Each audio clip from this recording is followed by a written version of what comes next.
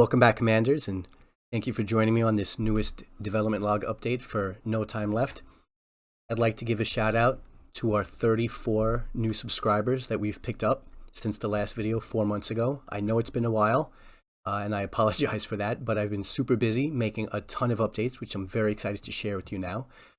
And a big shout out to the 104 OG Commanders out there that have been with us for even longer, and some of you who've been here from the beginning. So without further ado, I respect your time. Let's get right to it.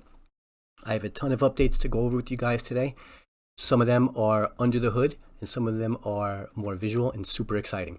The first one up, I've been working on the Fire visual effects. So in prior builds, the Fire was a prefab that would just sort of grow and shrink as it became more powerful or you extinguished it. What I've done now is created a system where the fire will appear on the mesh of your system. So here we have the engines getting lit up on fire, and I'm going to make it a little bit stronger. And what you'll see is the fire is actually coming from the parts itself. This is going to work to improve immersion for different parts. Let me begin fighting the fire here. Okay. I'll silence the alarm. And the fire is just going to have a better overall effect. I think it looks really great. Let me know down below what you guys think of the new effect. It's pretty cool. I also have a new augmentation to go with it, a fire suppression augmentation, which I'll just briefly describe. Basically, this augmentation will allow the ship to immediately deploy fire extinguishers to put out any fires. There'll be 3 levels, each one having the improved capability to put out the fire. So level 3 will put it out faster than level 2, and level 2 will put it out faster than level 1. Also, there will be a cooldown. So when the system is complete putting out a fire, there'll be a delay before it can put out the next one. So in intense situations, you may have to still monitor the fires on your ship as well. So I thought that was kind of interesting. A quick little UI update. If you look down here to the MFD, the thrust information will be displayed only when the engines are brought online. So I thought that was a nice little touch to just sort of give you some visual information on if your engines are online or offline. So the readout tells you your throttle as well as your overall speed. We have a bunch of new camera angles that have been added to the game. I'm going to get to that a little bit later. I'd like to show you the updated star map that we have, which is pretty cool. So I've increased the resolution of the star map, and when you are presented with the star map, you'll immediately see if there's any distress signals. Those are the SOS. So if you don't have any long-range scanners or complete view of the map, you'll at least be able to know you want to head towards an SOS for like an easy chance at getting loot. If you do unlock the map, either by visiting a pirate or by using long-range scanners, you'll see we have icons. So the yellow icons will represent a ship detected in range of that waypoint. Whether it's hostile or neutral, we don't know. We won't know until we get there. The white icons show no ship detected. Those are interesting because there could be something there, it's not a ship, or there could be nothing. So depending on how far ahead you are of the pursuing rebel fleet, what should factor in, do you take a chance to go to one of these waypoints or not? And the blue icons are our space stations, where we can do all sorts of things: buying, selling weapons, upgrading stuff, buying missiles, supplies, and of course repairing our hull. Right? There's very few places in the game where you can repair the hull. So that's a look at our new star map. Okay. Some of the other things, we've added a 3D radar. In prior builds of No Time Left, the radar was 2-dimensional. Which was good enough at the time, but now as the project has grown, it just sort of makes sense to have a 3-dimensional radar, as you see here. Okay. You can zoom in on the radar. It has a maximum range of 75,000 units, and it tells you that the weapon range is a max of 30,000, so you can see threats to a greater distance than you can engage. And you can zoom all the way into 6,000 units. Okay. You can rotate and turn the radar if you see fit. And just to give you an example of what it might look like now, okay, we'll get Okay, so we have a space station here above us, and the radar is telling us, oh, we have an incoming ship that's marked in white, so we know that's friendly, and it's off to our starboard side. And it looks like it's up there. It is above us and to our right. So you get a lot more information from looking at the three-dimensional radar to help with your engagements and just your navigation, especially in tight areas like star bases and space stations, where you'll have a lot of traffic to navigate, avoid conflict and collisions. So that's the 3D radar. Okay. Next up is we have some new events that I'm really excited about. These events, and this one that I'm going to show you in particular, is an homage to a sci-fi novel that is being turned into a movie. For any of you hardcore sci-fi fans out there, you'll immediately recognize the references that are being made here. But I was really excited about this, and I want to show you what it looks like. So let's go ahead and dive right in. Okay. So right away we have an alien looking to determine if we're friendly or not.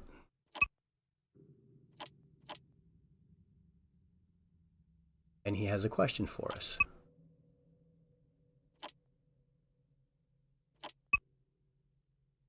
Okay, so it's a bit of an odd question. And if you guys get the reference, you'll know what it is. And if you get the reference, leave it down below. Let me know if you guys know what sci-fi material this is referencing. So the alien is asking if we'll watch them sleep. Strange request, to be sure, but one that they're adamant about. Okay, so just for fun, we'll insult the creature. He does kind of look like a space spider. To which he takes it as a compliment. Okay, fair play. Well played, well played. So now this gets to the heart of what No Time Left is. When you're presented with these events, everything is a trade-off. If you are being pursued by the rebels and they're right behind you, you may not have time to stop and take part in this event. You may have to just let it go and try it again in your next playthrough. If, on the other hand, you've built up enough distance between you and the pursuing rebel fleet that you have time, you can exchange that safety distance for whatever this event plays out as. So we'll go ahead and agree.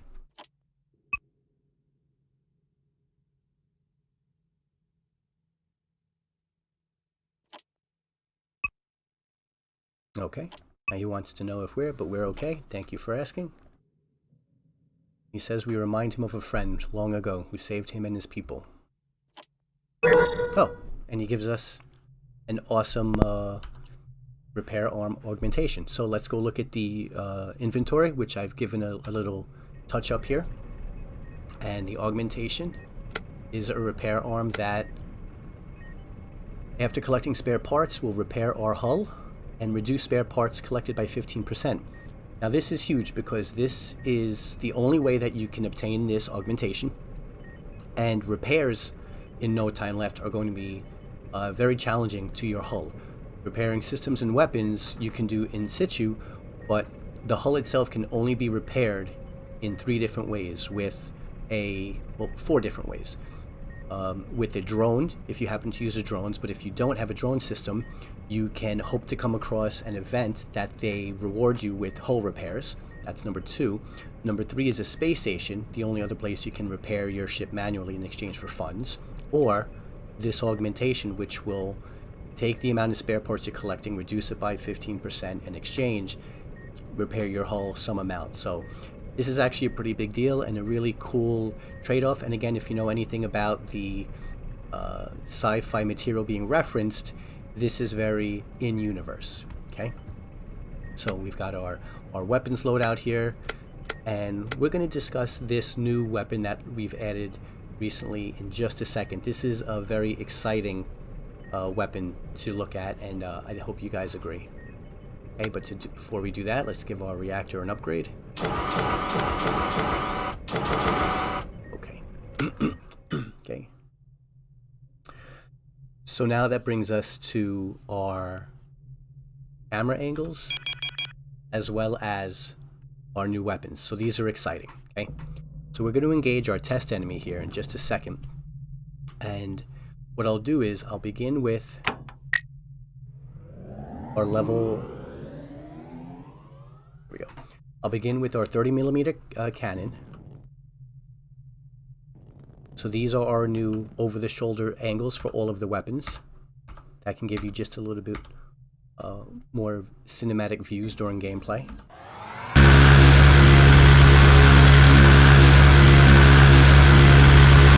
And well, what Gatling weapon wouldn't be complete without glowing red barrels after firing? Right? Just a cool little detail, just because.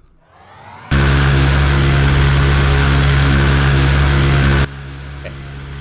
So now for our new human weapon, our level 3 or Mark 3 missile system, which fires a nuclear-tipped missile, probably one of the most powerful weapons in the game, with a special bonus.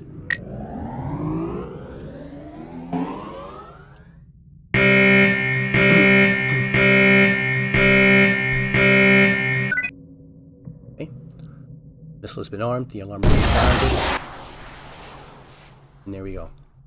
So as a nuclear weapon, there will be an intense amount of radiation fallout left behind. The missile itself will do an enormous amount of damage, and the radiation cloud will continue that damage.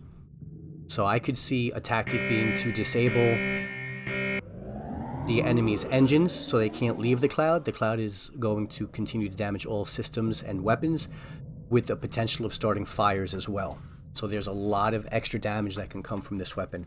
And because it is just a radiation cloud, be careful. If you fly your ship into it, you will suffer the same effects. So I think that was a cool little feature. Lastly, I want to show off a new model that we have. I decided to change the stealth ship. So I'm really excited for this model as well. I think this new design has a really nice look.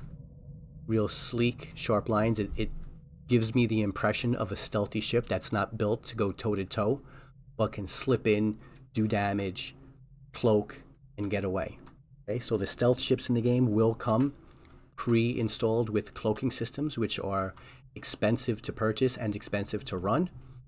But on a ship with, let's say, lighter armaments and maybe less shielding, it can be a game changer.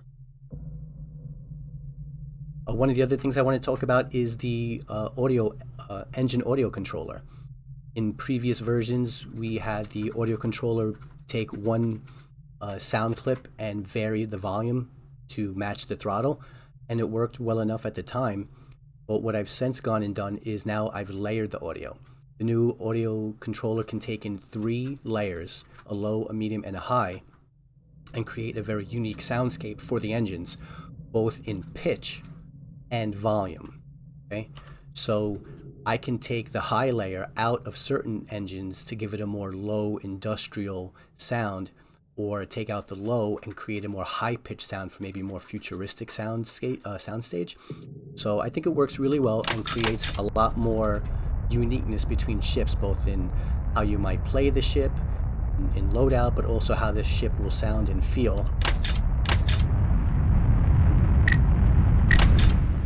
And I think it just adds that little extra detail that was missing from the engines. Just a real nice effect overall, I think.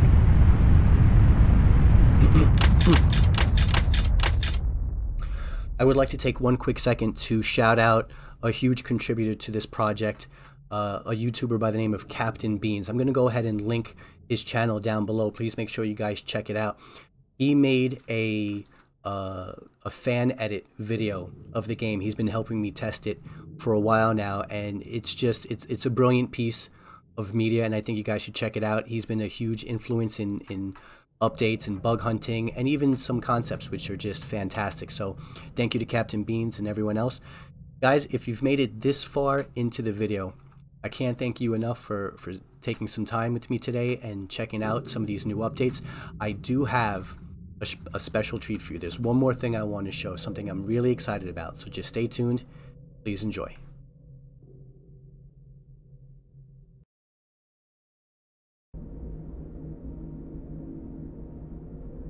Welcome, Commanders, to the bridge of your new ship. This is No Time Left's fully interactive start menu, complete with Easter eggs, options, and all sorts of fun stuff. So let's get right into it. This is something that I've been working on for probably the better part of a month, and I really wanted to get it right. And I think I came pretty darn close, starting with the day-night cycle. Yes, this start menu will contain a full day-night cycle. So my local time right now is 3:40 in the afternoon, and the sun was just about getting ready to set. The day-night cycle only lasts about 2 minutes, so you can enjoy it without needing to wait a full day. But what's interesting is the sun will be placed at your local time. So if you play this game at 11 p.m. for one day, you will be presented with what you see here, a nighttime beginning to the day-night cycle. If you start at, say, 7 in the morning, 8 in the morning, it will be daytime. So the sun will be placed in a position according to your local time, which I thought was just a nice little touch. So while it's still night, I see our cabin lights have come on. Let's explore. So we've got all the typical options, new game, low data options. We're going to start with options and see what we have. We have a fully featured options menu to adjust the audio. We could adjust the graphics and our fully customizable input system, right? So you can change these to whatever suits your keyboard layout. Just a really nice touch, and it sort of has that nice terminal look to it. Okay, so some of the Easter eggs is we have a battle mode. So let's put the ship into battle mode. Turn on the cooling, activate the gimbals, charge the batteries. Okay, we are now in battle mode. The weapons require a code to unlock. So because we have civilians watching, we will hide the code. But to unlock the code, it'll be easy. I'll leave it up to each player to discover it as a fun little challenge and Easter egg. So hopefully that'll be interesting. Let me put in the code here.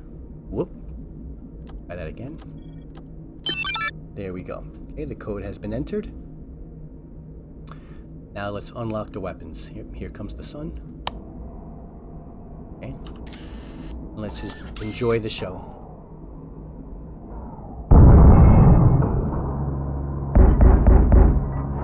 The whole cabin lights up from the muzzle flashes. Here comes the sun.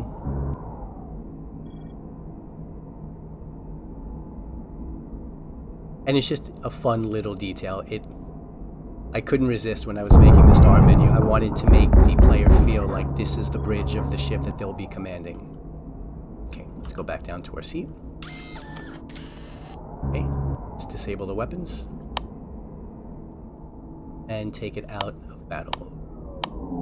Okay. So to start a new game, we would just click the new game button and be presented with our name input. And I'd like to have a lot more portrait options in the future, but for now we'll just stick with these three. And the difficulty level. A lot of important information will be presented here the first time you play. Well, every time you play, but it'll be important to understand it. Things like the amount of rewards you get are increased for easy versus hard. The asteroids are a lot more forgiving. Repairing your ship and weapons doesn't cost spare parts versus Commander, which is a bit more balanced, somewhere in the middle, and then Admiral, which is absolutely brutal.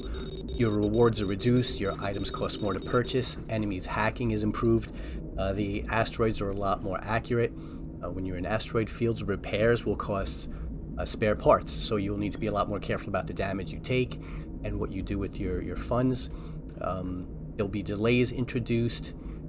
Converting augmentations that are duplicates don't convert to spare parts, so just an overall harder challenge, so I give the player a proceed with caution warning. So that just about rounds out our interactive start menu. I hope you guys have enjoyed. Thank you so much for, again, taking the time to spend with me, and I will see you all in the next one. Have a good day, Commanders.